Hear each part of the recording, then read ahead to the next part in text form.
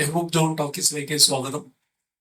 ഇന്നത്തെ ഒരു സംഭാഷണ പരമ്പരയിലെ സംഭാഷണവും റോബർട്ട് പാഞ്ഞിപ്പിള്ളിയുടെ lore of the sea through the lens എന്ന പ്രഭാഷണമാണ്. അദ്ദേഹം ഒരുപക്ഷെ കേരളത്തിന്റെ കടൽ ജീവിതത്തെക്കുറിച്ചും മറൈൻ ലൈഫിനെ കുറിച്ചുള്ള ഒരു ഏറ്റവും അറിവുള്ള പരിചയമുള്ള ഒരു വ്യക്തിയാണ്. അദ്ദേഹത്തെ പരിചയപ്പെടുത്താനായി ഞാൻ സുജിത്രയെ ക്ഷണിക്കുന്നു. എല്ലാവർക്കും നമസ്കാരം. ശ്രീമൻ റോബർട്ട് പാഞ്ഞിപ്പിള്ളയെ പരിചയപ്പെടുത്തുക എന്ന ദൗത്യം നിർവഹിക്കുന്നതിൽ എനിക്ക് വളരെ സന്തോഷമുണ്ട്. ഒരു പക്ഷെ നമുക്ക് ഇത്തരത്തിൽ കടലുകളെ കുറിച്ചുള്ള അനുഭവങ്ങൾ നമ്മളോട് പങ്കുവെക്കാൻ ഏറ്റവും പറ്റിയ ഒരാളാണ് റോബർട്ട് പാഞ്ഞിപ്പിള്ള. പലപ്പോഴും നമ്മള് ശാസ്ത്രജ്ഞരാണ് നമ്മളോട് കടലിനെ കുറിച്ച് പറയാം. അപ്പൊ നമുക്ക് ഡാറ്റകളാണ് കിട്ടുക. റോബർട്ടിന്റെ അടുത്ത് നമുക്ക് കിട്ടുന്നത് നേരിട്ടുള്ള അനുഭവങ്ങളാണ്, കടൽ അറിവുകളാണ്. അപ്പൊ അദ്ദേഹം ഫ്രണ്ട്സ് ഓഫ് മറൈൻ ലൈഫ് എന്ന സംഘടന സ്ഥാപിച്ച ഒരാളാണ്. ഫ്രണ്ട്സ് ഓഫ് മറൈൻ ലൈഫ് സമുദ്രത്തിന്റെ പരിസ്ഥിതി, അതിന്റെ പരിസ്ഥിതിയെ കുറിച്ചുള്ള ഗവേഷണം, അതിന്റെ ഒരു വിവര വ്യാപനം, എങ്ങനെ സമുദ്രത്തിന്റെ പരിസ്ഥിതി സംരക്ഷിക്കാം, ഇത്തരത്തിലുള്ള ദൗത്യങ്ങളിൽ ഊന്നിക്കൊണ്ട് വർക്ക് ചെയ്യുന്ന ഒരു സംഘടനയാണ് ഫ്രണ്ട്സ് ഓഫ് മറൈൻ ലൈഫ്. ശരിക്കും പറഞ്ഞിട്ടുണ്ടെങ്കിൽ തിരുവനന്തപുരത്തിന്റെ കന്യാകുമാരിയുടെ ഒക്കെ അവിടെ ജോലി ചെയ്യുന്ന കടൽപ്പണിക്കാരുടെ, ഞാൻ റോബർട്ടിനെ പരിചയപ്പെടുന്നത് വരെ മത്സ്യത്തൊഴിലാളികൾ എന്നാണ് പറഞ്ഞിരുന്നത്. ഇപ്പൊ കടൽപ്പണിക്കാർ എന്നുള്ള ഒരു ഭാഷ മാറ്റി കടൽപ്പണിക്കാർ എന്നാണ് പറയുന്നത്. കാരണം റോബർട്ട് പറയുന്നത് മത്സ്യത്തൊഴിലാളികൾ എന്നൊരു ഒറ്റ ലേബലിൽ നമുക്ക് അവിടെ വർക്ക് ചെയ്യുന്ന ആൾക്കാരെ, അല്ലെങ്കിൽ കടലിന്റെ തീരത്ത് താമസിക്കുന്ന ആൾക്കാരെ നമുക്ക് വിശേഷിപ്പിക്കാൻ പറ്റില്ല. അവർ കടൽ പണിക്കാരാണ്. അപ്പൊ ഇത്തരത്തിലുള്ള കടൽ പണിക്കാര് വളരെയധികം ആശ്രയിക്കുന്ന പാരുകളെ കുറിച്ച്, ഈ പാര് എന്നൊക്കെ പറയുന്നത് മത്സ്യങ്ങൾ വളർന്നു വരുന്ന ആവാസ വ്യവസ്ഥ, അതിനെ കുറിച്ചൊക്കെ റോബർട്ട് സാർ നമ്മുടെ അടുത്ത് പറയും. അപ്പൊ ഇത്തരത്തിലുള്ള പാരുകളെ കുറിച്ചൊക്കെ ഗവേഷണം നടത്തുകയും ഈ പാരുകൾ കണ്ടെത്തുകയും സമുദ്രത്തിന്റെ വൈവിധ്യങ്ങൾ രജിസ്റ്റർ ചെയ്യുകയും, പീപ്പിൾസ് ബയോഡൈവേഴ്സിറ്റി രജിസ്റ്റർ സമുദ്രത്തെ കുറിച്ച് ആദ്യമായിട്ട് ഇന്ത്യയിൽ ഉണ്ടാക്കുന്നത് ഫ്രണ്ട്സ് ഓഫ് മറൈൻ ലൈഫാണ്. തിരുവനന്തപുരം ജില്ലയിലെ സമുദ്രത്തിന്റെ മറൈൻ ഈ ഒരു വൈവിധ്യമാണ് ഇവർ രജിസ്റ്റർ ചെയ്തുകൊണ്ടിരിക്കുന്നത്. ഈയിടെ അദ്ദേഹത്തിന്റെ കൂടെ കടലിൽ പോവുകയുണ്ടായി. ഞാനും എന്റെ സുഹൃത്തും ജേർണലിസ്റ്റും ആയിട്ടുള്ള സുരേന്ദ്രനാഥും കൂടി അദ്ദേഹത്തിന്റെ കൂടെ കടലിൽ പോയിട്ടുണ്ട്. അപ്പൊ സ്കൂബ ഡൈവിംഗ് നടത്തിയിട്ടാണ് അവര്, ഒരു ടീമുണ്ട്, ഈ ടീം സ്കൂബ ഡൈവിംഗ് നടത്തിയിട്ടാണ് ഓരോ വൈവിധ്യങ്ങളും, കടലിന്റെ വൈവിധ്യം എന്താണ് കണ്ടുപിടിക്കുന്നത്.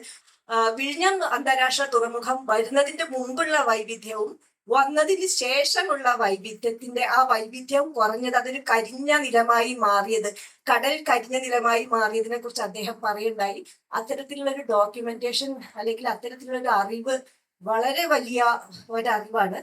അദ്ദേഹം വലിയ തുറയിലെ ഒരു കടൽപ്പണിക്കാരുടെ കുടുംബത്തിൽ നിന്ന് തന്നെയാണ് വരുന്നത്. അദ്ദേഹത്തിന്റെ അച്ഛനും ജ്യേഷ്ഠന്മാരൊക്കെ കടൽപ്പണിക്കാരായിരുന്നു. അപ്പൊ ഓരോ പാലുകൾ കണ്ടെത്താനൊക്കെ അച്ഛന്റെ കൂടെ പോയ കാര്യങ്ങളൊക്കെ അദ്ദേഹം പറയുന്നുണ്ട്. അപ്പൊ കടലിനെ ശരിക്കും നേരിട്ടറിയുന്ന ഒരു വ്യക്തിയാണ് ഇന്ന് നമ്മളെ കൂടെ ഉള്ളത്. അപ്പൊ ഇത്രയും പറഞ്ഞുകൊണ്ട് ഞാൻ എല്ലാവരെയും സ്വാഗതം ചെയ്യുന്നു. കൂടുതൽ നമുക്ക് അദ്ദേഹത്തെ പരിചയപ്പെടാൻ പറ്റും. സുചിത്രാജിയുടെ നല്ല വാക്കുകൾക്ക് നന്ദി. കടലിനെ കുറിച്ച് സംസാരിക്കാൻ എവിടെ വിളിച്ചാലും ഓടിയെത്തുക എന്നുള്ളത് എനിക്ക് ഏറെ സന്തോഷം തരുന്ന ഒരു കാര്യമാണ്. കുട്ടികളോടായാലും മുതിർന്നവരോടായാലും ഇതുപോലൊരു എലൈറ്റ് ഗ്രൂപ്പിന്റെ ഉള്ളിലായാലും എനിക്കേറെ സന്തോഷം തരുന്ന ഒരു കാര്യമാണ്. അതുകൊണ്ട് ഇതുപോലൊരു വേദിയിൽ എന്നെ ക്ഷണിച്ച അതിന്റെ സംഘാടകർക്ക് ആദ്യമേ എന്റെ നന്ദിയും സ്നേഹവും അറിയിക്കട്ടെ. ഈ കഴിഞ്ഞ 3 മാസക്കാലം കേരളത്തിലെ കടൽ ഉൾപ്പെടുന്ന പ്രകൃതിയെ സ്നേഹിക്കുന്ന ആളുകൾക്ക്, പരിസ്ഥിതി പ്രവർത്തകർക്കും ഏറെ സന്തോഷകരമായ, ഏറെ പ്രതീക്ഷയുള്ള ഒരു പ്രവർത്തനം കേരളത്തിൽ നടക്കുകയുണ്ടായി. അതിന്റെ പ്രധാന ചുമതലക്കാരൊക്കെ ഇവിടെയുണ്ട്. ഒരു പരിസ്ഥിതി മാനിഫെസ്റ്റോ കേരളത്തിൽ ആദ്യമായിട്ട് ഈ കഴിഞ്ഞ 3 മാസത്തെ അക്ഷീണ പ്രവർത്തനത്തിലൂടെ ഇവർ മുന്നോട്ട് കൊണ്ടുവന്നിട്ടുണ്ട്. നമുക്ക് എല്ലാവർക്കും അറിയാം, നമ്മുടെ പ്രപഞ്ചത്തിൽ ജീവന്റെ തുടിപ്പുള്ള ഒരേ ഒരു ഗ്രഹം ഭൂമിയാണ്. അതിൽ രണ്ടുറവകളിലാണ് ജീവനുള്ളത്. ജീവന്റെ ഉറവകൾ രണ്ടിടത്താണ്, കരയിലും കടലിലും. ഈ മാനിഫെസ്റ്റോയിൽ അതിന്റെ ടൈറ്റിലായി അവർ കൊടുത്തിരിക്കുന്നത് കാട് മുതൽ കടൽ വരെ എന്നാണ്. തീർച്ചയായിട്ടും ചിലപ്പോ ആദ്യമായിട്ടാണ് കാടിനെയും കടലിനെയും ബന്ധപ്പെടുത്തി ഒരു പരിസ്ഥിതി വിചാരം നമുക്കിടയിൽ ഉണ്ടാകുന്നത്. എനിക്കതിന്റെ തുടക്കത്തിൽ പങ്കുചേരാൻ കഴിഞ്ഞില്ല. ഏറ്റവും അവസാന ഘട്ടത്തിലാണ് ഞാൻ അറിയുന്നത്. ഞാൻ അറിയിടത്തോളം ടൈറ്റിൽ പറഞ്ഞതുപോലെ അക്ഷരാർത്ഥത്തിൽ കാട് മുതൽ കടൽ വരെ അതിന് പിന്നിൽ ചിന്തിച്ച ആളുകൾ അതിലെ വിവരങ്ങൾ ഉൾപ്പെടുത്തിയിട്ടുണ്ട്. പക്ഷെ കടലിന്റെ ഉള്ളിലേക്ക് എത്രമാത്രം പോയി എന്നതിനെ പറ്റി എനിക്ക് ബലമായ സംശയം. ഇനി കഴിഞ്ഞൊരു 10 വർഷത്തെ കാലം നമ്മൾ കണക്കിലെടുത്താൽ കേരളത്തിന്റെ പരിസ്ഥിതിയിൽ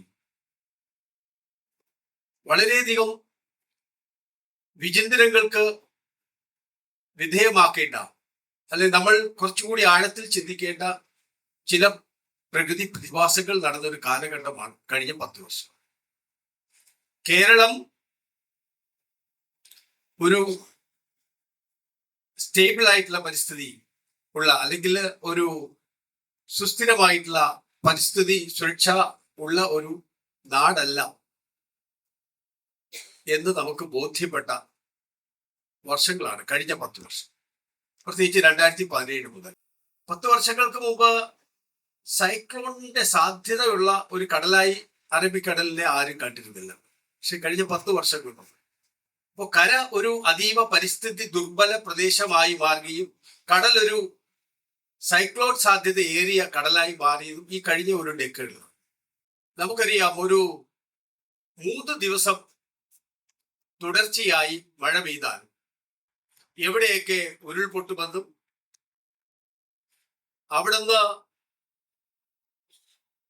ഇടിച്ചിലൂടെ ഉണ്ടാകുന്ന മണൽ വെള്ളവുമായി ചേർന്ന് മരണപ്പാച്ചിൽ നടത്തി ഏതൊക്കെ പ്രദേശങ്ങളെ കീഴടക്കുമെന്നും എവിടെയൊക്കെ ആൾക്കാരെ ഒഴിപ്പിക്കണമെന്നും ഇന്ന് ഈ 10 വർഷത്തെ അനുഭവങ്ങളുടെ ഫലമായി ഒരുപക്ഷെ നമ്മുടെ ഡിസാസ്റ്റർ മാനേജ്മെന്റ് വിദഗ്ധർക്ക് ഏകദേശം ഒരു അറിവ് ഉണ്ടാകും എന്നാണ് ഞാൻ കരുതുന്നത്. അതുപോലെ ഒരു ദിവസം കൊണ്ട് പെയ്യേണ്ട മഴ 1 മണിക്കൂർ കൊണ്ട് പെയ്യുകയാണെങ്കിൽ നമ്മുടെ ഏതൊക്കെ നഗരങ്ങൾ വെള്ളത്തിലാവും എന്നതിനെ സംബന്ധിച്ചും അവർക്കും തദ്ദേശ സ്ഥാപനങ്ങളുടെ ആളുകൾക്ക് ഏകദേശം ഒരു ധാരണയുണ്ടാവും. എന്നാൽ നമ്മുടെ കടൽ 3 ദിവസം പ്രക്ഷുബ്ധമായിരിക്കുന്ന ഒരവസ്ഥയുണ്ടായിരുന്നു. അതിലെ അലകൾ, തിരമാലകൾ ആർത്തലിച്ച് കരയെ വന്ന് കരയിലെ മണൽ കടലിലേക്ക് മാറ്റിയാണ്. കടലിന്റെ അടിയൊഴുക്ക് 3 ദിവസം തുടർച്ചയായി സംഭവിച്ചാൽ നമ്മുടെ കടലിലെ സ്ഥായിയായ ആവാസ ഇടങ്ങൾക്ക് എന്ത് സംഭവിക്കും എന്ന് ഒരു ഡിസാസ്റ്റർ മാനേജ്മെന്റ് വിദഗ്ധനും ഒരു ബ്യൂറോക്രാറ്റിനും, ഈവൻ ഞാൻ സങ്കടത്തോടെ പറയട്ടെ, നമ്മുടെ പരിസ്ഥിതി പ്രവർത്തകർക്ക് പോലും അറിയില്ല. കടലിൽ അങ്ങനെ സ്ഥായിയായിട്ടുള്ള ആവാസ ഇടങ്ങളുണ്ടോ? കടൽ എന്നത് ഒരു ഡൈനാമിക് ആയിട്ടുള്ള എക്കോസിസ്റ്റം അല്ലേ? ഇതേപ്പറ്റി സംസാരിക്കുമ്പോൾ പലരും ചോദിക്കുന്നതാണ്. ഞാൻ ഈ ഒരു പോയിന്റിൽ ഊന്നിക്കൊണ്ടാണ് ഇന്ന് ഞാൻ എന്റെ പ്രസന്റേഷൻ. എന്താണ് കടലിന്റെ പരിസ്ഥിതി? വെറും ഒരു വാട്ടർ ബോഡിയാണോ? വെറും ഒരു ഡൈനാമിക് ആയിട്ടുള്ള എക്കോസിസ്റ്റം ആണോ കടൽ? കാലാവസ്ഥയിലെ പ്രതികൂല സാഹചര്യങ്ങളിൽ കരയിലേതുപോലെ കടലിലും അതിലെ ആവാസ ഇടങ്ങൾക്കും അവിടുത്തെ ജൈവ സമ്പത്തിനും നാശനഷ്ടങ്ങൾ ഉണ്ടാകുന്നുണ്ടോ? ഇതിലൂന്നിയാണ് ഞാനിന്ന് ഈ പ്രസന്റേഷൻ നടത്താൻ ഉദ്ദേശിക്കുന്നത്. 2017 ഒടുവിൽ ഓഖിയുടെ 8ാം പക്കം ഞാന് കോവളം ബീച്ചിലേക്ക് പോയി. അതിനു മുമ്പ് ഞാൻ എല്ലാ ആഴ്ചയിൽ കുറഞ്ഞത് 3 ദിവസമെങ്കിലും കോവളം ബീച്ചിൽ പോകുമായിരുന്നു. കാരണം അവിടെ കടലിലേക്ക് തള്ളി നിൽക്കുന്ന ഒരു മലയുടെ അറ്റത്ത് സ്ഥിരമായി കടലുമായി ചേർന്ന് കിടക്കുന്ന ആ പാറയിടുക്കുകളിലെ ഒരു ടൈഡൽ പൂളിൽ എനിക്ക് ഏറ്റവും പ്രിയപ്പെട്ട ഒരു ജീവി അവിടെ വസിക്കുന്നുണ്ടായിരുന്നു. ടൈഡൽ പൂൾ ചിലപ്പോൾ നിങ്ങൾ ആദ്യമായിട്ടായിരിക്കും കേൾക്കുന്നത്, അല്ലെങ്കിൽ അതേപ്പറ്റി കൂടുതലായി ചിന്തിച്ചിട്ടുണ്ടാകുന്നത്. കരയിൽ നമ്മുടെ നീരുറവകൾ പോലെ, കൊച്ചു കൊച്ചു നീരുറവകൾ പോലെ, കാവുകൾ പോലെ, കടലിലെ വളരെ പ്രധാനപ്പെട്ട, ചെറുതെങ്കിലും വളരെ പ്രധാനപ്പെട്ട ഒരു ആവാസയിടമാണ് ടൈഡൽ പൂൾസ്. നമുക്ക് കേരളത്തിൽ ഇന്ന് 4333 നീരുറവകൾ, ഏതാണ്ട് 1200-നും 2000-നും ഇടയിൽ കാവുകൾ ഉള്ളതായി നമുക്കറിയാം. നേരത്തെ അത് 10,000-ഓളം. പക്ഷേ നമ്മൾ സെർച്ച് ചെയ്താൽ എത്ര ടൈഡൽ പൂളുകളാണ് കേരളത്തിലുണ്ടെന്ന് സെർച്ച് ചെയ്താൽ യാതൊരു വിവരവും നോക്കും. അതാണ് കടലിന്റെ പരിസ്ഥിതിയുമായി ബന്ധപ്പെട്ട വിവരങ്ങളുടെ ദാരിദ്ര്യം അത്രയ്ക്ക് പേരാണ്. ഇനി നമുക്ക് ടൈഡൽ പൂളിന്റെ ഒരു വീഡിയോ കാണാം. അപ്പൊ കുറച്ചുകൂടെ നമുക്ക് മനസ്സിലാവും.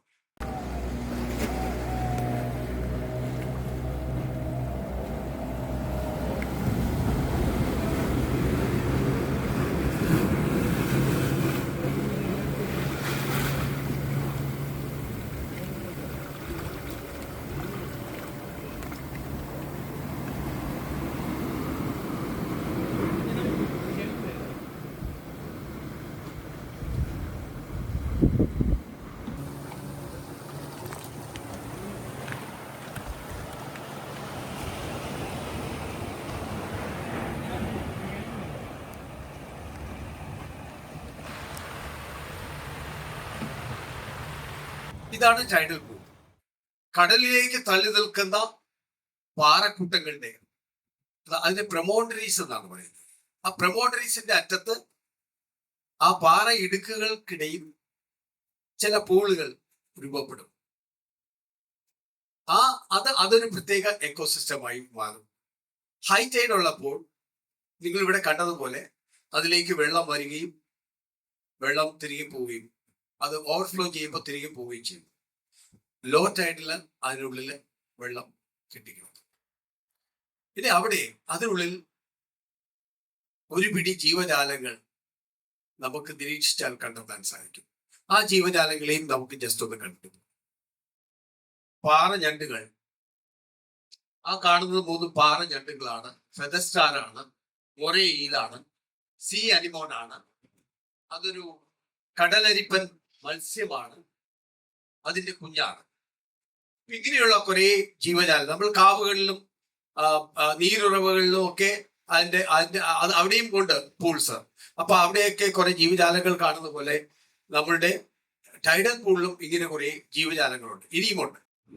യൂണിവാൽവ്, ബൈവാൽസ്, ആൽഗേസ്, സീ വീഡ്സ്, അങ്ങനെ കുറേ അധികം ജീവജാലങ്ങളെ നമുക്ക് ഈ പറയുന്ന ടൈഡൽ പൂൾസിൽ സ്ഥിരമായിട്ട് കാണാൻ സാധിക്കും.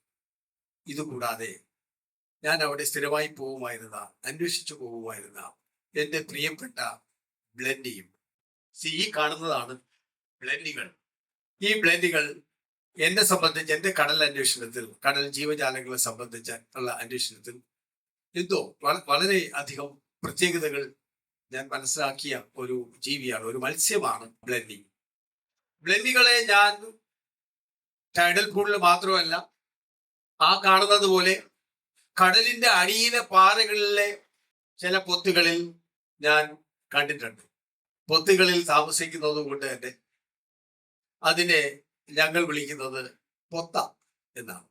ബ്ലെൻഡികൾ പൊത്തകളിൽ മാത്രമല്ല, കടലിന്റെ അടിയിലും സീ ബെഡിലും കുഴിയെടുത്ത് ജീവിക്കുന്നത് നമ്മൾ കണ്ടിട്ടുണ്ട്. ഏതാണ്ട് ഒരു 3-4 ജീനസുകളിൽ വരുന്ന വിവിധ തരം ബ്ലെൻഡികളെ ഞങ്ങൾ ഡോക്യുമെന്റ് ചെയ്തിട്ടുണ്ട്. അവയിൽ നിന്നെല്ലാം വളരെ വേറിട്ട രൂപവും പ്രകൃതവുമുള്ള ബ്ലെൻഡികളാണ് ഈ പറയുന്ന ടൈഡൽ പൂളുകളിൽ കാണുന്നത്. അതുകൊണ്ടാണ് ആ ടൈഡൽ പൂളുകളെ കുറിച്ച് അന്വേഷിച്ച് ഞങ്ങൾ അത്രയും സമയം സ്പെൻഡ് ചെയ്തു. ഇനി ബ്ലെൻഡികളുടെ ഒരു വീഡിയോ നമുക്ക് കാണാം, അതിന്റെ പ്രത്യേകത നമുക്ക് മനസ്സിലാക്കണം.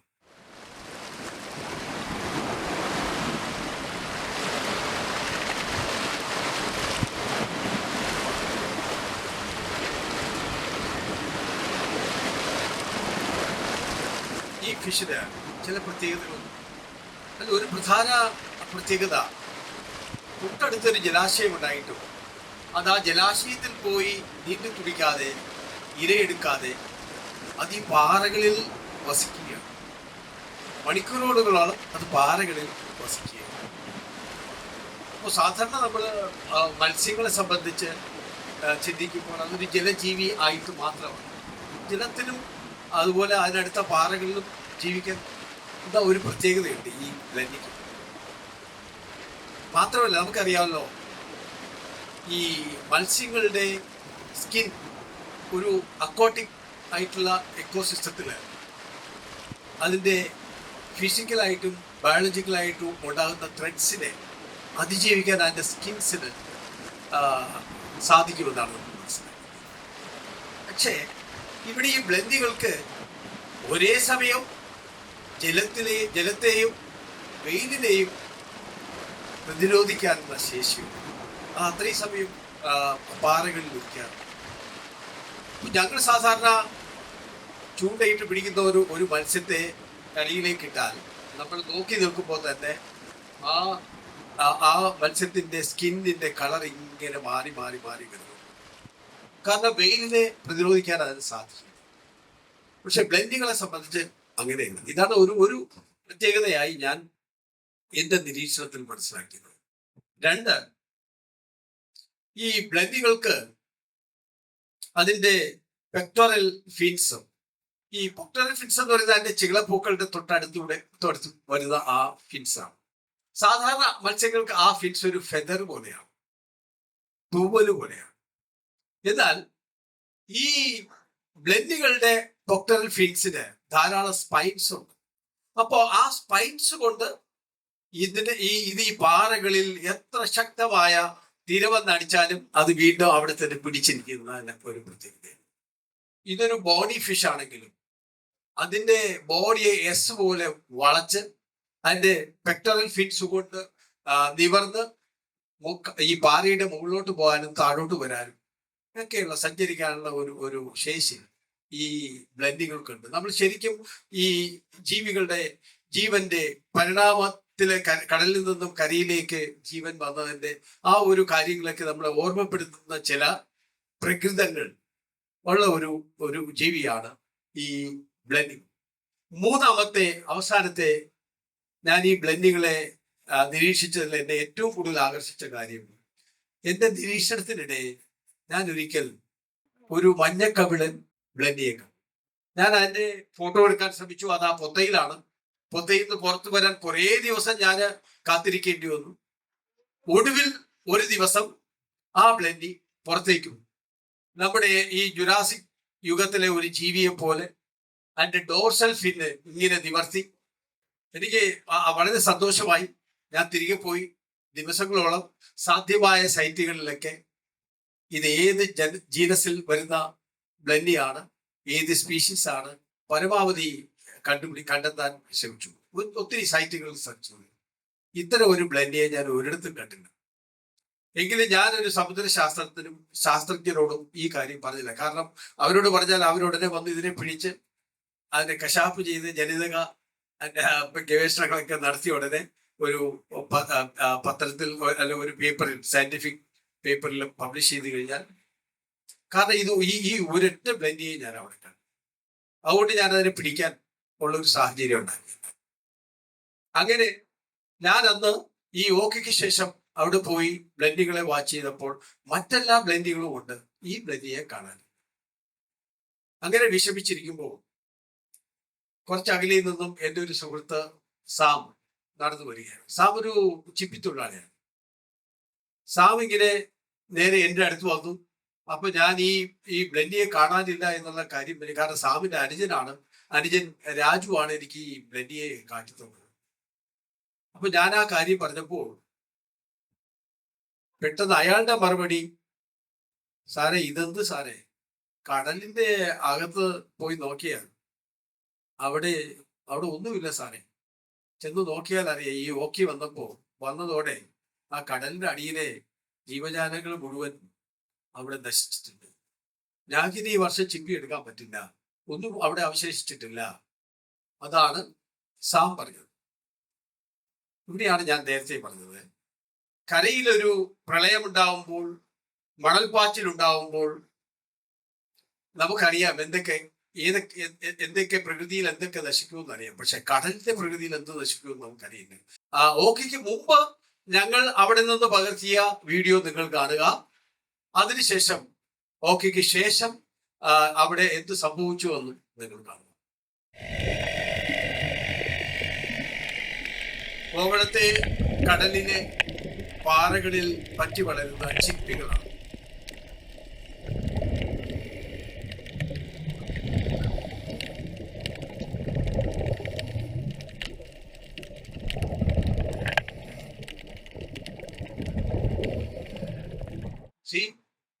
ചിപ്പികൾ ജീവിക്കുന്നത് എങ്ങനെയാണ്? അതിന്റെ ചിപ്പി ഒരു ബൈവാൽവാണ്. അതിന്റെ രണ്ട് തോടുകളിലിടയിൽ ചെറിയൊരു ഗ്യാപ്പോട് കൂടിയാണ് അത് ജീവിക്കുന്നത്. അതിനുള്ളിലൂടെ കടൽ വെള്ളം കടന്നു പോകുമ്പോൾ ആ വെള്ളത്തിലുള്ള ന്യൂട്രിയൻസ് അരിച്ചെടുത്താണ് ഈ ചിപ്പികൾ വളരുന്നത്. അതുകൊണ്ട് ആൾവേസ് അതിന്റെ ചിപ്പിയുടെ തോടിങ്ങനെ തുറന്നു തന്നെ ഇരിക്കും. ചിപ്പികൾ മാത്രമല്ല, നിയർ ഇൻഷോർ റോക്കി ഹാബിറ്റാറ്റിലെ മറ്റു പല ജീവജാലങ്ങളും ഇതേപോലെ ജലത്തിൽ നിന്ന് ന്യൂട്രിയൻസ് സ്വീകരിച്ച് ജീവിക്കുന്നവയാണ്. അത് സീ സ്പോഞ്ചാണ്. സീ സ്പോഞ്ചുകൾക്കെല്ലാം അതിന്റെ ശരീരത്തിൽ ചെറിയ ചെറിയ തുളകളുണ്ട്. അത് ഈ പറയുന്ന വെള്ളത്തിൽ നിന്ന് ആഹാരം സ്വീകരിക്കുന്നതിനാണ്. ഇത് കോറലാണ്. അതുപോലെ ഇത് സീ സ്പോഞ്ചാണ്. അത് സുവാന്തിൻസ് ആണ്. ഇതൊരു അസീഡിയൻ ആണ്. ഇങ്ങനെ കടൽ നിയർ ഇൻഷോറിൽ ധാരാളം ജീവജാലങ്ങളുണ്ട്. അവ മിക്കതും ഇത് നമ്മൾ മനസ്സിലാക്കേണ്ട, ഇതെല്ലാം ജന്തുക്കളാണെങ്കിലും സെഡന്ററി ഓർഗാനിസംസ് ആണ്. ഇമ്മൂവബിൾ ആയിട്ട് ജീവിക്കുന്ന ജീവജാലങ്ങൾ. ഒരു പ്രതികൂല സാഹചര്യം ഉണ്ടായാൽ അതിന് ഓടി രക്ഷപ്പെടാൻ പറ്റാത്ത ജീവജാലങ്ങളാണ്. ഇനി ഓക്കിക്ക് ശേഷം എന്ത് സംഭവിച്ചു?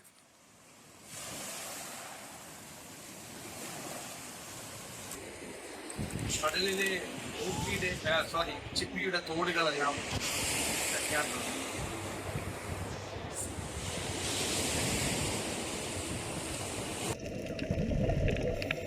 കടലിന്റെ അടിയിലും ധാരാളം ചിപ്പി തോടുകൾ കൊണ്ടുവരുന്നു.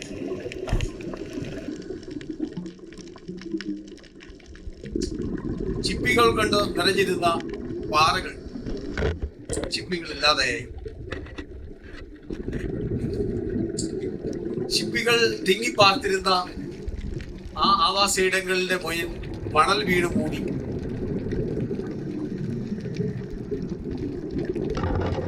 നമ്മൾ ഒരുപക്ഷെ പ്രളയത്തിന്റെ അടുത്ത ദിവസം ഇതുപോലുള്ള ചിത്രങ്ങൾ കരയെ സംബന്ധിച്ച് നമുക്ക് കാണാൻ കഴിഞ്ഞിട്ടുണ്ടാവും.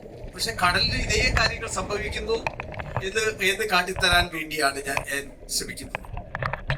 ഇതുപോലെ തന്നെ നിയർ ഇൻഷോർ റോക്കി ഹാബിറ്റാറ്റ്സിൽ ധാരാളം ലോബ്സ്റ്ററുകളുണ്ട്. ഈ ലോബ്സ്റ്ററുകളെല്ലാം താമസിക്കുന്നത് പാറകളുടെ അടിത്തട്ടിൽ, പാറയ്ക്കിടയിലാണ്. നമുക്ക് ചിന്തിക്കാവുന്നേ ഉള്ളൂ.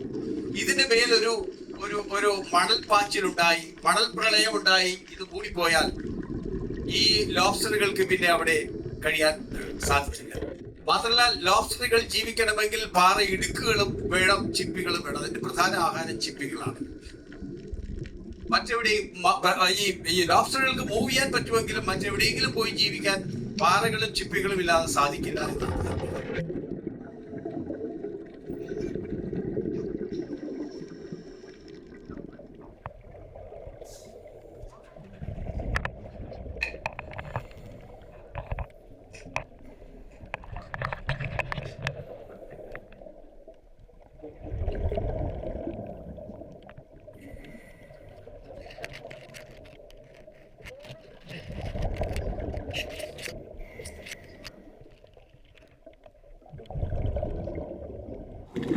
ഓക്കിക്ക് മുമ്പ് 2 വർഷം മുമ്പ് വിഴിഞ്ഞത്ത് നടന്ന ഡ്രെഡ്ജിങ്ങിന് മുമ്പ് ഞങ്ങൾ ആ വിഴിഞ്ഞത്തിന്റെ ഇക്കോസിസ്റ്റം സീമെന്റിന്റെ പ്രത്യേകത പകർത്തിയതാണ്. ഇതൊരു ട്യൂബ് വേമിന്റെ മറൈൻ വേമിന്റെ കോളനിയാണ്. മേ ബി ആയിരക്കണക്കിന് വർഷങ്ങൾ കൊണ്ട് രൂപപ്പെട്ട ഒരു ഹാബിറ്റാറ്റ് ആണ്.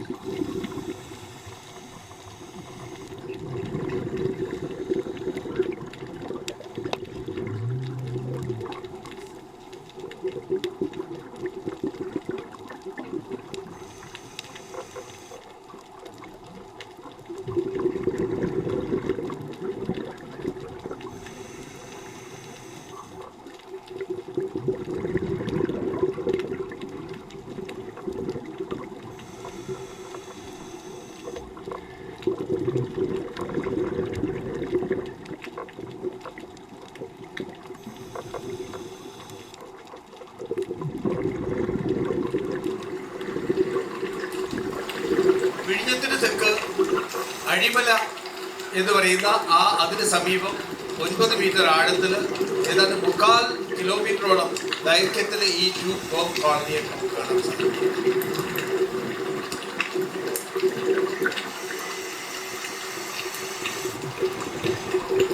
ഡ്രെഡ്ജിങ് കഴിഞ്ഞ് ആദ്യത്തെ ഘട്ടത്തിൽ ഡ്രെഡ്ജിങ് കഴിഞ്ഞ് ഞങ്ങൾ ഇത് ഡോക്യുമെന്റ് ചെയ്ത് ഏതാണ്ട് ആഫ്റ്റർ ഫ്യൂ മന്ത്സ് അവിടെ ഡ്രെഡ്ജിങ് സ്റ്റാർട്ട് ചെയ്തു.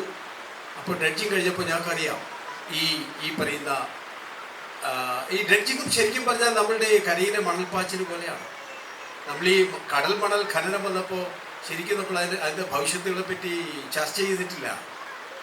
ഒരു ഡ്രെഡ്ജിങ് നടക്കുമ്പോൾ തീർച്ചയായിട്ടും അതിൻ്റെ പരിസരത്ത് കടൽ മുഴുവൻ വളരെ ഹൈ സെഡിമെൻറ്റ് ട്രാൻസ്പോർട്ട് ഉണ്ടാവും. അത് മുഴുവൻ നിയറസ്റ്റ് ആയിട്ടുള്ള ഇതുപോലുള്ള എക്കോസിസ്റ്റങ്ങളിൽ പതിക്കും. അവിടെ ജീവിക്കുന്ന ജീവജാലങ്ങൾ മുഴുവൻ ഇമ്മൂവബിൾ ആയിട്ടുള്ള ജീവജാലങ്ങളാണ്. അത് മുഴുവൻ ചത്തു കാണാം നമുക്ക് ആഫ്റ്റർ ഡ്രെഡ്ജിങ് എന്ത് സംഭവിച്ചു. ഇതേ ഹാബിറ്റാറ്റ് എന്ത് സംഭവിച്ചു. ഈ കാണുന്ന ട്യൂബ് ബോമിൻ്റെ കോളനി ആയിരുന്നു അത്. നിയോസെബല്ലാരിയ ഗ്ലാഡൻസ്റ്റിന എന്ന് പറയുന്ന ട്യൂബ് ബോമിൻ്റെ കോളനിയാണ്. നിങ്ങൾ നോക്കുക, ചെറിയ തുണ്ട് അതിൻ്റെ പാട്ടിൽ എന്തുമാത്രം ബോംസിന് ജീവിക്കാൻ സാധിക്കും.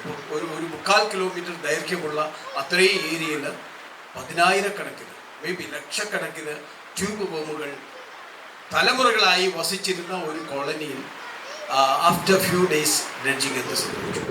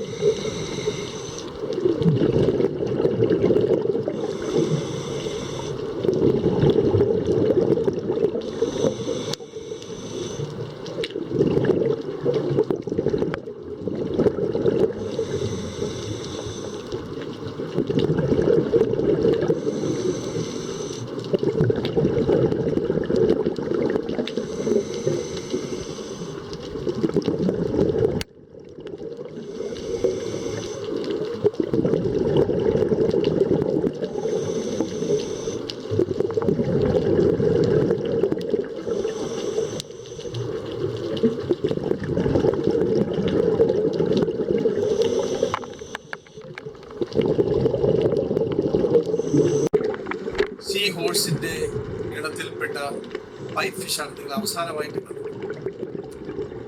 ലൈവായിട്ടുള്ള ഒരു എക്കോസിസ്റ്റത്തിലെ മത്സ്യങ്ങൾ വരുമ്പോൾ അവിടെ നിന്ന് പലതും കൊത്തിപ്പറിക്കുന്നത് കാണാം. നിങ്ങൾക്ക് ഇവിടെ വന്ന മത്സ്യങ്ങൾ യാതൊന്നും തന്നെ അവിടെ നിന്ന് കൊത്തിപ്പറിക്കുന്നില്ല. അപ്പൊ അതൊരു ശ്മശാന മുഖമായിട്ടുള്ള ഒരു എക്കോസിസ്റ്റമായി മാറി എന്നുള്ളത്. ഞാൻ ഈ രണ്ട് കാര്യങ്ങളും after poking and after dredging, ഇത് രണ്ട് കാര്യങ്ങളും വീണ്ടും അടിവരയിട്ട് പറയാൻ ആഗ്രഹിക്കുകയാണ്. നമ്മൾ കടലിൽ ഒരു മണ്ണിടിച്ചിലുണ്ടായി, മണൽപ്പാച്ചിലുണ്ടായി, അത് കരയിലെ എക്കോസിസ്റ്റത്തെ മുഴുവൻ നശിപ്പിക്കുന്നത് പോലെ തന്നെ ഗൗരവത്തോടുകൂടി നമ്മൾ പരിസ്ഥിതി പ്രവർത്തകർ കാണണം. കടൽ 3 ദിവസം പ്രക്ഷുബ്ധമായാൽ തിര ആഞ്ഞടിച്ച് ഒരു വർഷം കൊണ്ട് എടുക്കേണ്ട കടൽ തീരത്തെ മണൽ 3 ദിവസം കൊണ്ട് കടലിലേക്ക് മാറ്റിയാൽ കരക്കടൽ മുഴുവൻ, നിയർ ഇൻഷോർ മുഴുവൻ കടലിലെ പോലെ മണൽപ്പാച്ചിലാണ്, മണലിന്റെ മരണപ്പാച്ചിലാണ്. അതിലൂടെ മുഴുവൻ തീരത്തെ എക്കോസിസ്റ്റവും ഇതുപോലെ നശിക്കും. ദൗർഭാഗ്യവശാൽ നാളിതുവരെ നമ്മുടെ ഗവേഷകരോ നമ്മുടെ പരിസ്ഥിതി പ്രവർത്തകരോ ഇതേപ്പറ്റി ഇനിയും ചിന്തിച്ചു തുടങ്ങിയിട്ടില്ല. ഈ കാണിക്കുന്നത് കേരള സ്റ്റേറ്റ് ബയോഡൈവേഴ്സിറ്റി ബോർഡിന്റെ തിരുവനന്തപുരം ജില്ലയിലെ ജൈവ വൈവിധ്യ രജിസ്റ്ററിന്റെ 14ാമത്തെ പേജാണ്. ഇത് നിങ്ങൾക്ക് ആ കാണുന്ന മഞ്ഞ വര അത് നമ്മുടെ കോസ്റ്റ് ലൈനാണ്. ആ കോസ്റ്റ് ലൈൻ അവിടെ ചേർന്ന് നിറയെ ഈ റീഫുകളുടെ, അതായത് കോവളം മുതൽ വിഴിഞ്ഞത്തിന്റെ കുറച്ചുകൂടി തെക്ക് ഭാഗത്തായിട്ട് ധാരാളം നിയർ ഇൻഷോർ റീഫുകളുണ്ട്. ഈ റീഫുകൾ വിഴിഞ്ഞത്തിന്റെ വികസനത്തിന് ശേഷം, ഞങ്ങൾ അവിടെ വിഴിഞ്ഞത്തിന്റെ വികസനത്തിന് മുമ്പ് ധാരാളം റീഫുകൾ നമ്മൾ അവിടുന്ന് ഡോക്യുമെന്റ് ചെയ്തു. ആ റീഫുകൾ മുഴുവൻ കര നികത്തുന്നതിന്റെ ഭാഗമായി ആ മഞ്ഞ വരയോട് ചേർന്ന റീഫുകളെല്ലാം മൂടിപ്പോയിട്ടുണ്ട്. ഇനി അവശേഷിക്കുന്ന വളരെ കുറച്ചാണ്. അത് അടുത്ത ഘട്ടം വരുമ്പോൾ നശിക്കാൻ പോകണം. ഞാനത് വീണ്ടും കാണിക്കാം ഏതൊക്കെയാണ് ഇനി നശിക്കാൻ പോകുന്നത്. നമ്മൾ ഒരു കാര്യം മനസ്സിലാക്കണം. ഞാൻ നേരത്തെ പറഞ്ഞു, ഭൂമി ജീവന്റെ തുടിപ്പുള്ള ഏക ഗൃഹം. അതിൻ്റെ രണ്ടുറവകൾ, കടലും കരയും. പക്ഷെ ഈ രണ്ടുറവകളെയും തുന്നിച്ചേർക്കുന്ന പരമപ്രധാനമായ പരിസ്ഥിതി പ്രദേശമാണ് തീരം. രണ്ട് ജീവന്റെ ഉറവുകളെ തുന്നിച്ചേർക്കുന്ന ഇടം. ആ പ്രദേശമാണ് ഭൂമിയിലെ ഏറ്റവും പ്രത്യുൽപാദനക്ഷമതയുള്ള കടൽ പ്രദേശം, പ്രകൃതി. അതിന് എത്ര വേണമെങ്കിലും തെളിവുകൾ എനിക്ക് കാണിക്കാൻ സാധിക്കും. ഭൂമിയിലെ ഏറ്റവും പ്രത്യുൽപാദനക്ഷമതയുള്ള പ്രദേശമാണ്, പരിസ്ഥിതിയാണ് തീരക്കടൽ പരിസ്ഥിതി. നമുക്ക് ഓരോന്നായിട്ട് കാണാം. ഞാൻ കോവളത്ത് പകർത്തിയ ഒരു ഇക്കോസിസ്റ്റമാണ് പടിന എന്ന് പറയുന്ന സീവീഡിന്റെ കോളനി. നിങ്ങൾ ഇനിയുള്ള വീഡിയോസ് ശ്രദ്ധിക്കണം.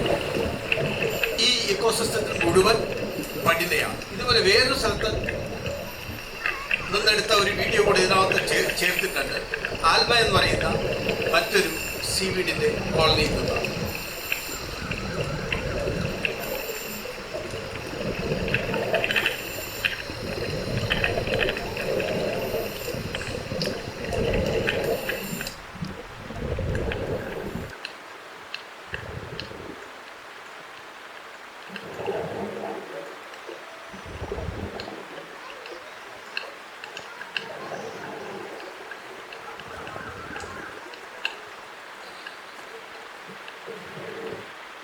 ഇത് നമുക്ക് അല്പം മുമ്പ് കണ്ട പടിന എക്കോസിസ്റ്റത്തിന്റെ തൊട്ട് ഏതാണ്ട് ഒരു 200 മീറ്റർ മാറി മറ്റൊരു എക്കോസിസ്റ്റം.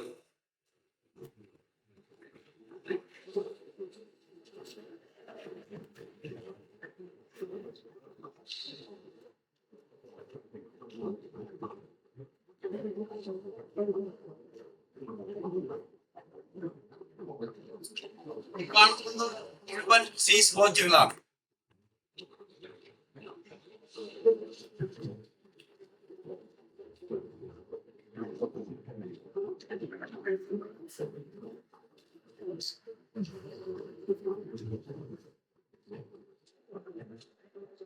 കുറെ ഈലുകൾ.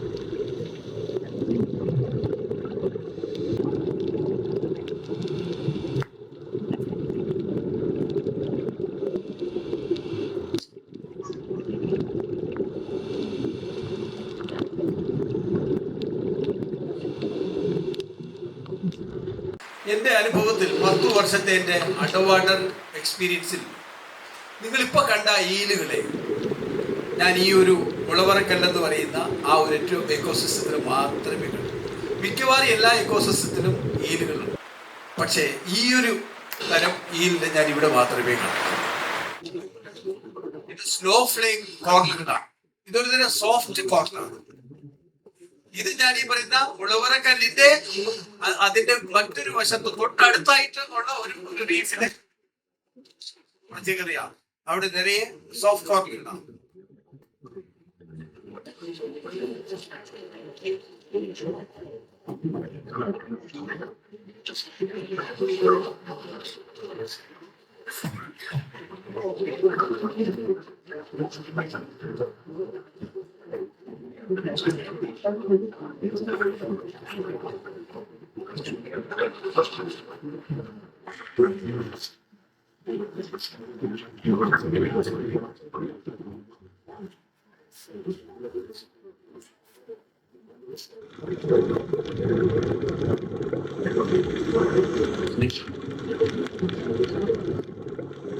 ഈ സുന്ദരി കോറലിന്റെ ഭംഗിയിൽ നമ്മൾ മയങ്ങേണ്ടതില്ല.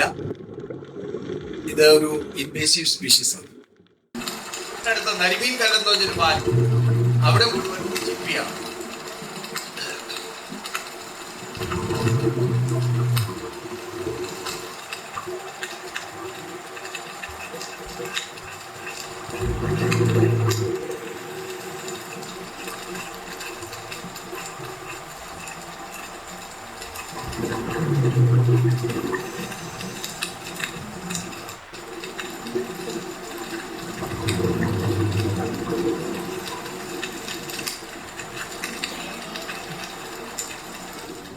നമ്മളിപ്പോ കണ്ട 4 വീഡിയോസ് ഏതാണ്ട് ഒരു 700 സ്ക്വയർ മീറ്ററിനകത്തുള്ള 4 എക്കോസിസ്റ്റമാണ്.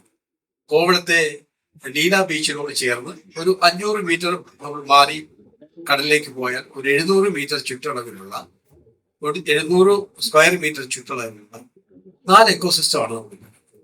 ഓരോന്നും മറ്റേതിൽ നിന്ന് വളരെ വ്യത്യസ്തമാണ്. ഈ കരയിൽ നമ്മൾ കാണുന്ന ഒരു ഏകതയുള്ള പ്രകൃതി മുഴുവൻ മനുഷ്യൻ സൃഷ്ടിച്ചതാണ്. മനുഷ്യൻ കൈകടത്താത്ത കടലിന്റെ അടിയിലെ പ്രകൃതി ഒന്നിനൊന്നും വ്യത്യസ്തമാണ്. ഞാൻ അതുകൊണ്ടാണ് പറഞ്ഞത് ഭൂമിയിലെ ഏറ്റവും പ്രത്യുത്പാദനപരമായ ശേഷിയുള്ള എക്കോസിസ്റ്റം എന്ന് പറയുന്നത് തീരത്തോട് ചേർന്ന കടലാണ്.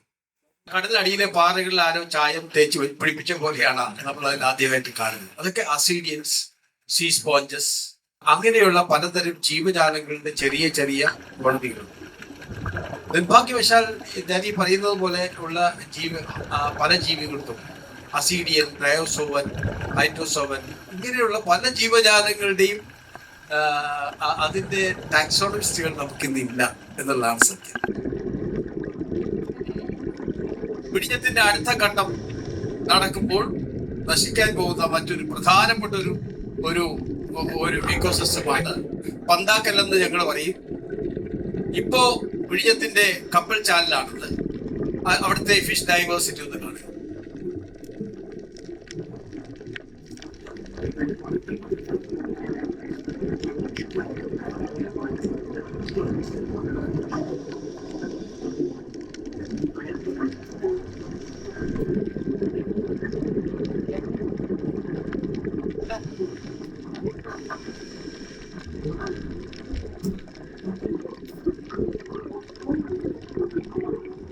ഇതും അതുപോലെ തന്നെ ഇപ്പോഴത്തെ കപ്പൽ ചാനലുള്ള മറ്റൊരു റീഫാണ്. നെക്സ്റ്റ് ഫേസിൽ ഇതും നശിക്കാനുണ്ട്.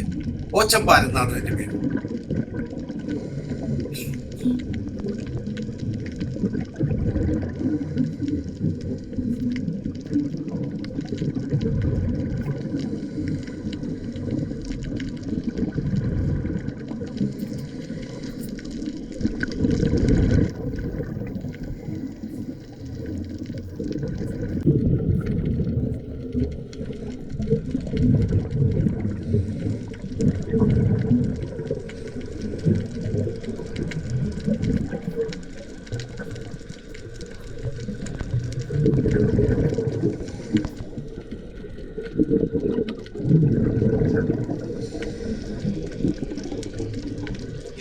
വളരെ ശ്രദ്ധയോടെ കാണേണ്ടതാണ്. നിങ്ങൾ നേരത്തെ കണ്ട പാറപ്പാരികൾ, കടലിനടിയിലെ എക്കോസിസ്റ്റം മുഴുവൻ ഉരുണ്ട പാറകൾ ചേർന്ന എക്കോസിസ്റ്റം ഉണ്ടാവും.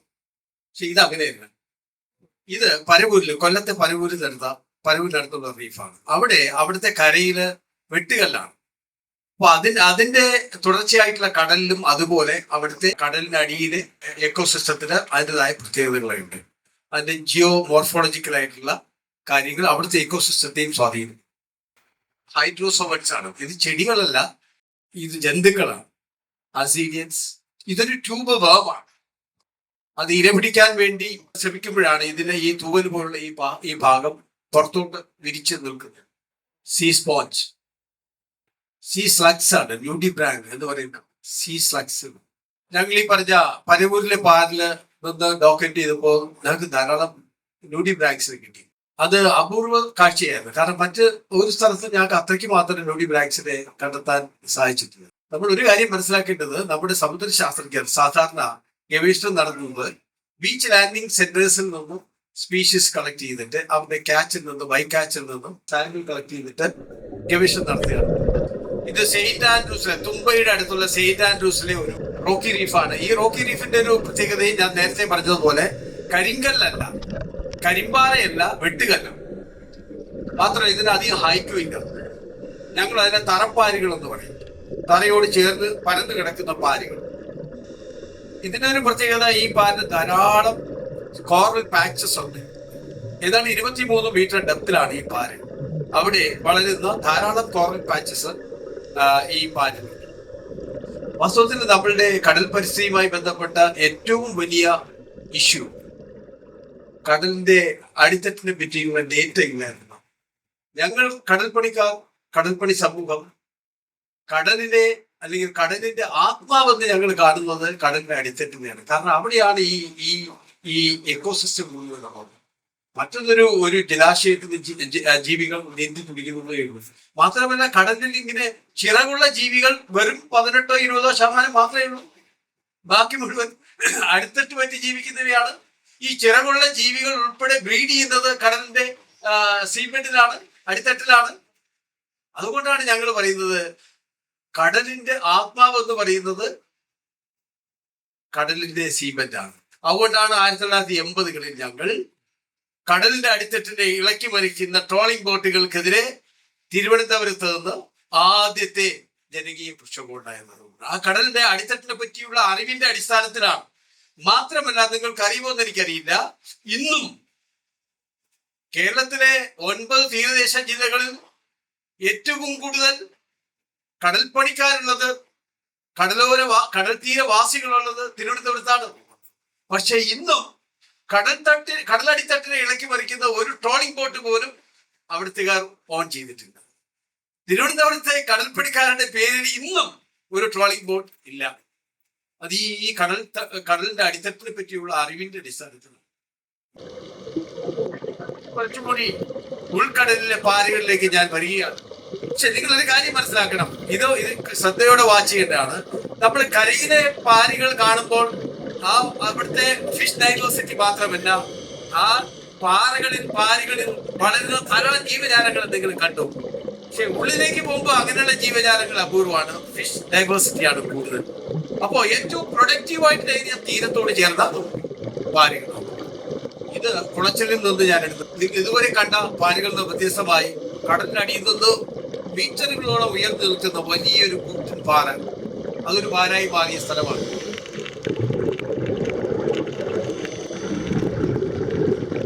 ഇത് ഇതയത്തെ ഒരു പ്ലാറ്റ്ഫോം റീഫാണ്. ഓരോ സ്ഥലത്തെ ഓരോ റീഫിനും നമ്മൾ കരയിലെ പോലെയല്ല, ഓരോ റീഫിനും അതിന്റെ ജൈവ വളർച്ച വളരെ വളരെ വ്യത്യസ്തമാണ്. പ്ലാറ്റ്ഫോം റീഫിന്റെ കാഴ്ചയാണ്. ഇതിലെല്ലാം വളർന്നു നിൽക്കുന്ന ജന്തുക്കളാണ്, സസ്യങ്ങളല്ല. ഈ പാറകളുടെ അടരുകൾക്കിടയിലാണ് മിക്ക ജീവജാലങ്ങളും അതിന്റെ ബ്രീഡിംഗ് നടത്തുന്നത്. ഇതൊരു ന്യൂഡിബ്രാങ്കാണ്. ഇതൊരു ഗോർഗോണിയൻ സീഫാൻ. ഇതെല്ലാം നൈഡേറിയ, കോറൽ ഉൾപ്പെടുന്ന നൈഡേറിയയുടെ വൈകത്തിൽപ്പെടുന്നു. ഇതൊരു ബ്ലാക്ക് കോറൽ. ഇടയത്ത് തന്നെ ഒരു 5 മീറ്റർ മാത്രം ആഴമുള്ള ഒരു സ്ഥലം മുഴുവൻ കോറൽ ഡെവലപ്പ് ആയിട്ടുണ്ട്. അതിന്റെ കാഴ്ചയാണ്. കോറലുകളുടെ കോളനി നമുക്ക് കാണണമെങ്കിൽ തിരുവനന്തപുരത്തുകാർക്ക് ഏറ്റവും അടുത്ത സ്ഥലം ഇടയം എന്ന് പറയുന്ന ഗ്രാമം.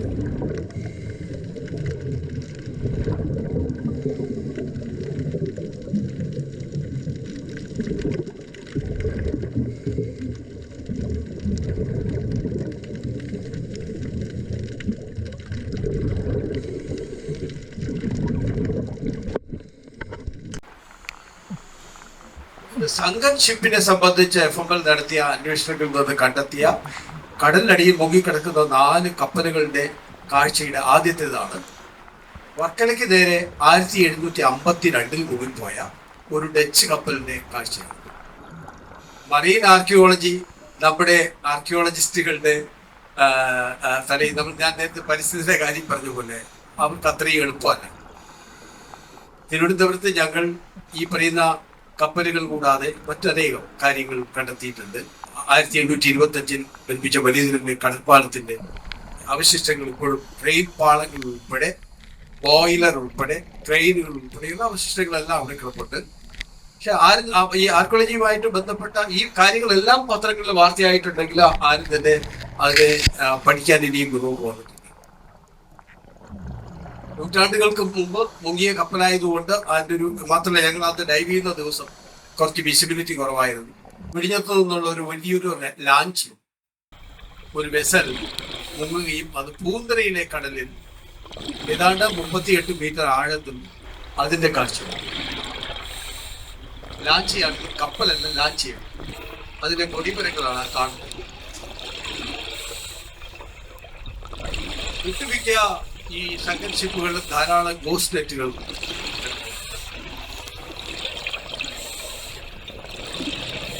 ഇത് മുട്ടം എന്ന സ്ഥലത്ത് എന്ന പ്രദേശത്തെ ഒരു സംഘം ഷിപ്പാണ്. ഈ റീസെന്റ് ആയിട്ട് മുങ്ങിയതാണ് 2011.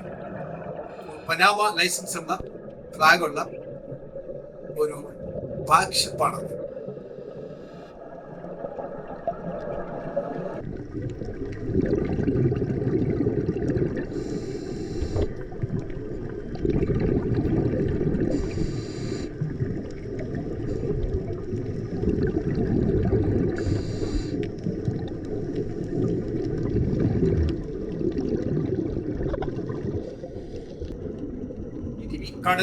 കടലിന്റെ ത്രെഡ്സ് ആണ്. എന്തൊക്കെ പാരിസ്ഥിതികമായ പ്രശ്നങ്ങൾ കടൽ നേരിടുന്നു. ഇത് പ്ലാസ്റ്റിക് മലിനീകരണം. ഞാൻ നേരത്തെ പറഞ്ഞ ഒരു ന്യൂനമർദ്ദമുണ്ടായി, ഒരു സൈക്ലോൺ ഉണ്ടായി, തീരത്തെ മണൽ കടലിലേക്ക് മാറുമ്പോൾ പൊഴികൾ മുറിയും. അപ്പോൾ നമ്മുടെ കരയിലെ ജലാശയങ്ങളിൽ കെട്ടിക്കിടക്കുന്ന മുഴുവൻ വേസ്റ്റ് കടലിലോട്ട് പോകും.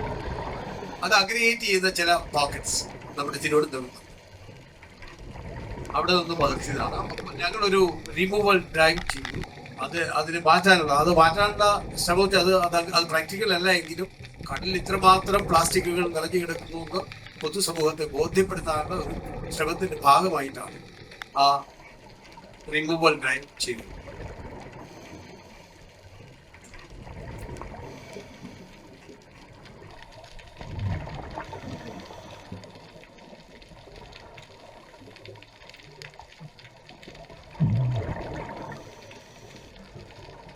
ഈ ഗോസ്റ്റ് നെറ്റുകൾ, പ്രേതവലകൾ കടലിന്റെ മറ്റൊരു വലിയ പ്രശ്നമാണ്. കടലിന്റെ പരിസ്ഥിതിയെ ബാധിക്കുന്ന മറ്റൊരു വലിയ പ്രശ്നമാണ് പ്രേതവലകൾ.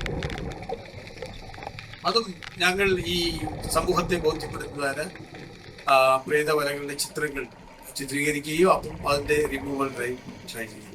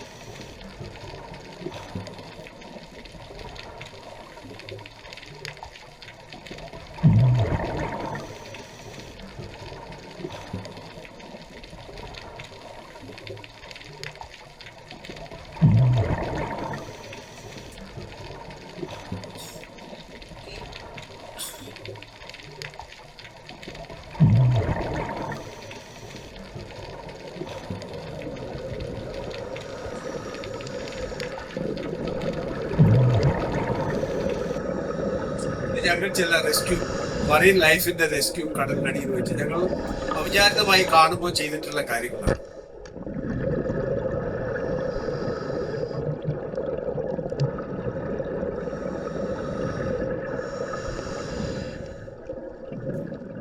ഈ കാണുന്ന റെസ്ക്യൂവിന് നേതൃത്വം നൽകിയത് ഇവിടെയുള്ള സ്കൂബ കച്ചിന്റെ ഡയറക്ടർ ജസ്റ്റിൻ ജോസാണ്.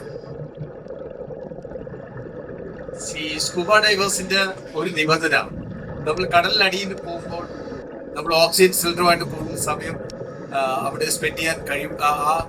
ആ പ്രത്യേകത പോവാണ്. അപ്പൊ കടലിനടിയിലുള്ള കാണുന്ന ഒന്നിനെയും നമ്മൾ എടുക്കാൻ പാടില്ലെന്ന്. അപ്പൊ അതുകൊണ്ട് ഈ റെസ്ക്യൂ ചെയ്യുന്ന മീനുകളെ വേണമെങ്കിൽ നമുക്ക് കരയിലോട്ട് കൊണ്ടുവരാം. അത് ഈ പറയുന്ന ഡിസിപ്ലിന് വിരുദ്ധമായതുകൊണ്ട്, അതുകൊണ്ട് മാത്രമല്ല ഈ നമ്മൾ കാണുന്ന പിന്നെ മത്സ്യങ്ങളെയോ ജീവജാലങ്ങളെയോ കഴിയുന്നത് നമ്മൾ അതിനെ കഴിയുന്നത് രക്ഷപ്പെടുത്താനാണ് ശ്രമിക്കുന്നത്.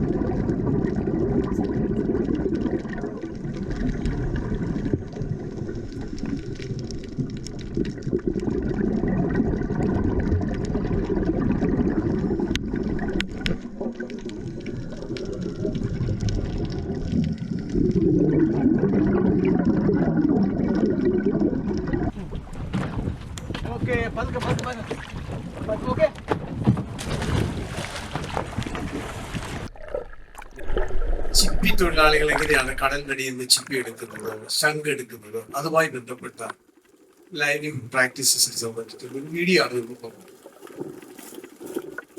ഞാൻ ഈ കാര്യത്തിലാണ് നേരത്തെ ശുചിത്വ എടുത്തതുപോലെ ഇവരൊരിക്കലും മീൻ പിടിക്കുന്നവരല്ല, പക്ഷെ ഇവരറിയപ്പെടുന്ന ഫിഷർമെൻ എന്നാണ്. കടലോരത്ത് മീൻ പിടിക്കാതെ തന്നെ ഉപജീവനം നടത്തുന്ന ധാരാളം ആളുകളുണ്ട്. ഇത് മണികണ്ഠൻ ഒരു പ്രത്യേക ഇനം ശംഖ് പറക്കി ജീവിക്കുന്ന ആളാണ്. അതുപോലെ ഇനിയും വേറിട്ട തൊഴിൽ രീതികളുണ്ട്. കൂട് വെച്ച് മീൻ പിടിക്കുന്നവർ, അതുപോലെ തന്നെ ഹാർപൂണിങ് ഫിഷിംഗ് നടത്തുന്ന ആൾക്കാർ, ഇങ്ങനെ ഒത്തിരി വ്യത്യസ്തമായിട്ടുള്ള ഉപജീവന രീതികൾ തീരത്തോന്നും. ഞങ്ങൾ കടലിൽ സാധാരണ പോകുമ്പോൾ ഒരു പ്രത്യേക ഇടത്തിന്റെ ഫിഷ് ഡൈവേഴ്സിറ്റിയെ പറ്റി പഠിക്കാൻ ഉപയോഗിക്കുന്ന ഒരു ടെക്നിക്കാണ്. എല്ലായിടത്തും ആ പാറകളിൽ ഒരു ബയോ ലെയർ ഉണ്ടാവും. ആ ബയോ ലെയറിനുള്ളിൽ ധാരാളം ജീവജാലങ്ങളാണ്.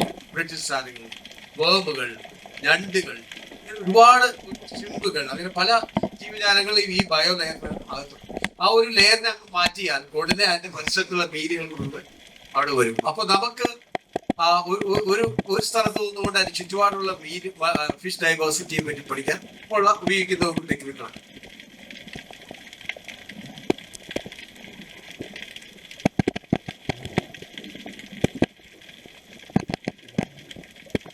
ആ മത്സ്യങ്ങൾ നോക്കുക, ചുവന്ന മത്സ്യം, അതാ കല്ലിനടിയിലാണ് അതിന്റെ സ്ഥിരം. എവിടെ പോയാലും ആ ഇതുപോലുള്ള കല്ലുകൾക്കടിയിൽ ജീവിക്കുന്ന 4-5 മത്സ്യങ്ങളുണ്ട്. ഇതിന് ഞങ്ങൾ കല്ലുമുള്ളി എന്നാണ് പറയുന്നത്. ഈ കല്ലുമുള്ളി പോലെ തന്നെ കല്ലുറിഞ്ചി, കല്ലടിക്കോര, കല്ലുളുവ, ഇങ്ങനെയുള്ള കുറേ മീനുകൾ ലോക്കൽ നെയിമാണ്. അത് ലോക്കൽ നെയിം ഇട്ട ആളുകൾ തലമുറകൾക്ക് മുമ്പുള്ള ആ ആളുകൾ ഇട്ടതാണ്. പക്ഷെ അവരൊരിക്കലും ഇത് കല്ലപ്പി, ഈ ജീവികളെ അവരൊരിക്കലും, അതിന്റെ ആവാസയിടങ്ങൾ അവരൊരിക്കലും നേരിൽ കണ്ടിട്ടില്ല ഈ കടൽ പണിക്കാർ. പക്ഷെ അവർ കൃത്യമായി അതിനെ പേരിട്ടിരിക്കുന്നത് കല്ലുമായി ബന്ധപ്പെട്ടാണ്. കാരണം അത് കല്ലിന്റെ അടിയിൽ ജീവിക്കുന്ന ജീവജാലം. അവർ കണ്ടിട്ടില്ലെങ്കിൽ അവർക്ക് അത് തിരിച്ചറിയാവുന്ന ചില ടെക്നിക്സ് ഉണ്ട്. ഒരു ചൂണ്ടയിൽ 10 ചൂണ്ട, ഒരു കങ്കൂസിൽ 10 ചൂണ്ട കെട്ടി ഇര കോർത്ത് ഒരു ബാരിൽ ചൂണ്ടയിടുമ്പോൾ അതിന്റെ ഏറ്റവും അടിയിലെ ചൂണ്ടയിൽ കിട്ടുന്ന മീനുകളെ അവർ കല്ലുമായി ബന്ധപ്പെട്ട് പേരിടും. കാരണം അത് കല്ലിന്റെ അടിയിൽ അങ്ങനെ സ്ഥിരം കിട്ടുമ്പോൾ അവർക്ക് മനസ്സിലാവും കല്ലിന്റെ അടിയിൽ ജീവിക്കുന്ന ജീവജാലങ്ങൾ.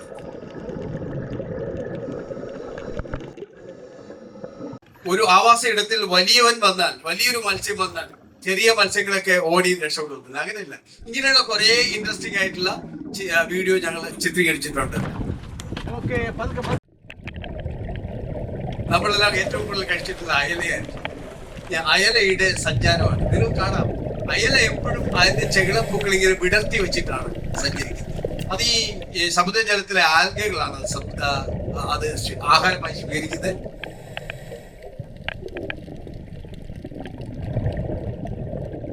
ഇതൊരു ജെല്ലി ഫിഷാണ്. ഇത് ഈ വർഷം ഞങ്ങൾ പകർത്തിയ വീഡിയോ ശ്രദ്ധിക്കുക.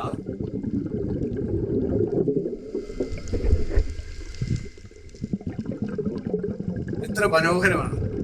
ഞങ്ങൾ കടൽ പണിക്കാരെ ഞങ്ങൾ പറയുന്നതിന് വഴക്ക് ചൊടിയെന്ന് പറയും.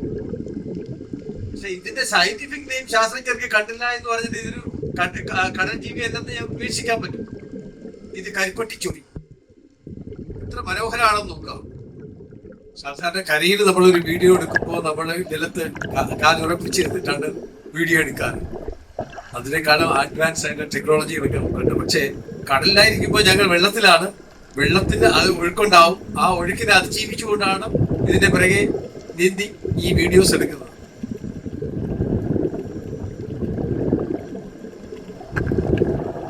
ഇത് നൈറ്റ് ഡൈവ് ചെയ്തപ്പോൾ ഞങ്ങൾ കണ്ട ചില കാഴ്ചയാണ്. നൈറ്റ് ഡൈവ് എന്ന് പറയുന്നത് ചെറിയ കാര്യമല്ല. നമുക്ക് കരയിൽ ഒരു വെളിച്ചവും ഇല്ലാത്തപ്പോൾ തനിച്ച് രാത്രി നടക്കാൻ നമുക്ക് ധൈര്യം ഉണ്ടാവും. അതിനേക്കാളും കൂരിരുട്ടാണ് കടലിന്റെ അടിയിലോട്ട് പോകുന്നത് രാത്രിയിൽ. അപ്പൊ അവിടെ ഒരു ടോർച്ച് വെളിച്ചത്തില് ഞങ്ങൾ കണ്ട കാഴ്ചകളാണ്. ഒരു മത്സ്യം ഉറങ്ങിക്കിടക്കുന്നത് കണ്ടു. ചില മത്സ്യങ്ങൾ ടോർച്ചിന്റെ വെളിച്ചത്തിൽ അനങ്ങാതെ നിൽക്കുന്നത് കണ്ടു. ഞങ്ങൾക്ക് അതൊരു പുതിയ അനുഭവം പോലെ തന്നെ അതിനെ സംബന്ധിച്ച് രാത്രിയിൽ ഇങ്ങനെ ഒരു വെട്ടം അതിനും ഒരു പുതിയ അനുഭവമായിട്ട് തോന്നിയിട്ടുണ്ടാവും.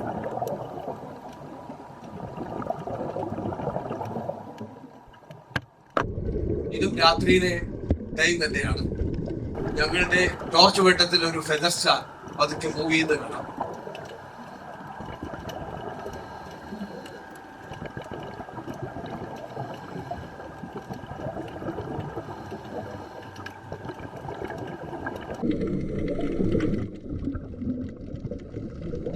ഇതൊരു സീ അർച്ചിനാണ്.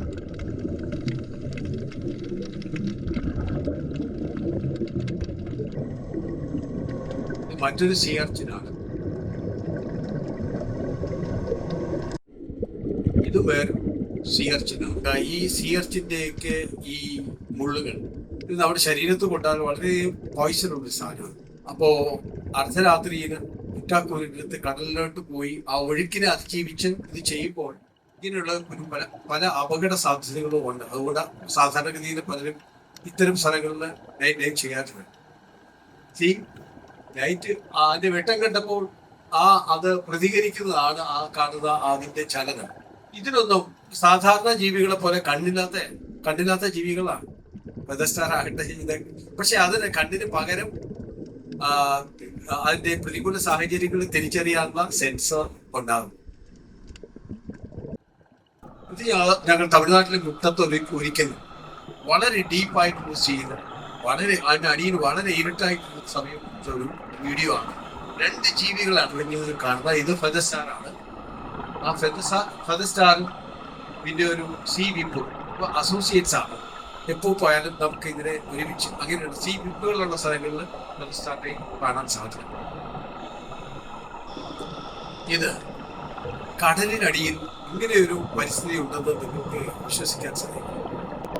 ഇത് സസ്യമല്ല, ജന്തുക്കളാണ് ഈ നിരന്നത്.